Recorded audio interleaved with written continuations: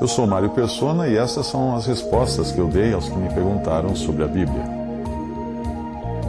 Sua dúvida é se nós poderíamos apressar a vinda do Senhor. Você disse que ouviu um irmão dizer que nós poderíamos apressar a vinda do Senhor vivendo de maneira santa. E para isso ele baseou-se em 2 Pedro 3, de 11 a 12, que diz: visto que todas essas coisas hão de ser assim desfeitas, deveis ser tais como os que vivem em santo procedimento e piedade, esperando e apressando a vinda do dia de Deus, por causa do qual os céus incendiados serão desfeitos e os elementos abrasados se derreterão. O problema com essa interpretação é que a passagem não está falando da vinda do Senhor para buscar a igreja. Ela está falando do dia de Deus. Não é um evento, mas é um período, se é que nós podemos chamar de período algo que não terá mais tempo, né? Que é a eternidade. É diferente da vinda do Senhor. Este sim, que será um evento. O dia de Deus é o estado eterno, quando não existirá mais tempo, e do qual a Bíblia quase não fala, porque nossa mente, ainda presa a um corpo terreno, não entenderia. O dia de Deus vem depois do arrebatamento, depois da tribulação, depois do milênio, depois do juízo final e depois da destruição dos céus e da terra que existem hoje.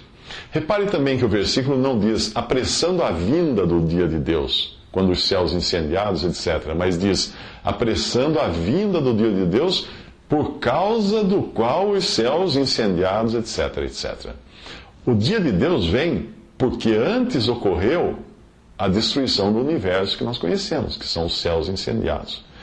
Pelo menos 1007 anos antes disso, terá ocorrido o arrebatamento da igreja.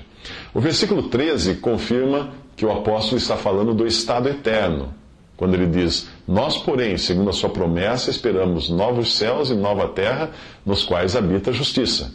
Não confunda, porém, a passagem de Isaías 65, 17 e 66, 22, essas duas passagens, porque elas usam a mesma expressão, novos céus e nova terra. Não confunda, porque elas estão se referindo ao período do milênio, já que naquele período dos 1000 anos de reino de Cristo na terra, continuará existindo pecado, Isaías 65, 20, e crianças nascendo, Isaías 65, 23, coisas que obviamente nós não encontraremos nos novos céus e na nova terra, no estado eterno. Resta ainda uma dificuldade: como nós poderíamos então, mesmo entendendo se tratar de um estado e não de um evento específico, apressar a vinda do dia de Deus?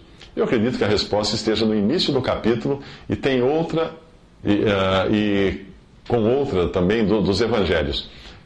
Tendo em conta, antes de tudo, que nos últimos dias virão escarnecedores com os seus escárnios, andando segundo as próprias paixões e dizendo: onde está a promessa da sua vinda? Porque desde que os pais dormiram, todas as coisas permanecem como desde o princípio da criação. 2 Pedro 3, 3 a 4. Mas se aquele servo, sendo mau, disser consigo mesmo: meu senhor demora-se, e passar a espancar os seus companheiros e a comer e beber com ébrios, virá o senhor daquele servo em dia que não espera, em hora que não sabe, castigá-lo-á, lançando-lhe a sorte com os hipócritas. Ali haverá choro e ranger de dentes. Mateus 24, 48 a 51. O incrédulo certamente acredita que o fim de todas as coisas vai demorar para sempre, e que o juízo nunca vai chegar.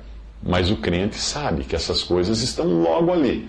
Por isso vive na radiante expectativa da vinda de seu Senhor no arrebatamento, que será o gatilho que irá acionar toda uma sequência de eventos que culminará no dia de Deus, como se fosse uma primeira peça de um grande dominó.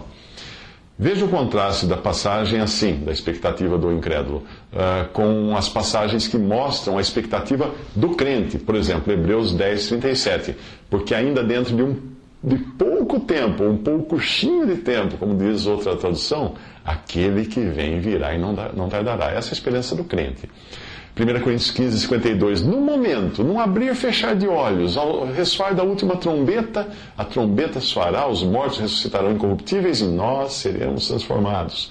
Essa é a esperança do crente. 1 Tessalonicenses 4, 17.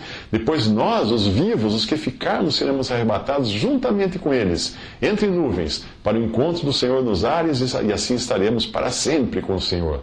Esperança do crente.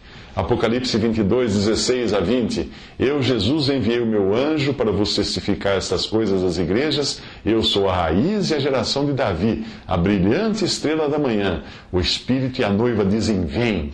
Aquele que ouve, diga: vem. Aquele que dá testemunho dessas coisas diz: certamente venho sem demora. Amém. Vem, Senhor Jesus. Essa é a esperança, expectativa do crente.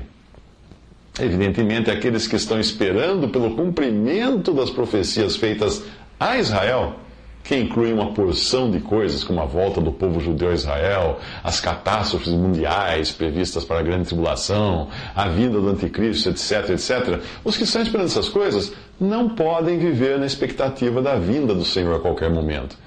E, consequentemente, não podem apressar a vida do dia de Deus, viver apressando a vinda do dia de Deus, que é o estado eterno, como expliquei, e que terá início no mínimo 1007 anos após o arrebatamento da igreja.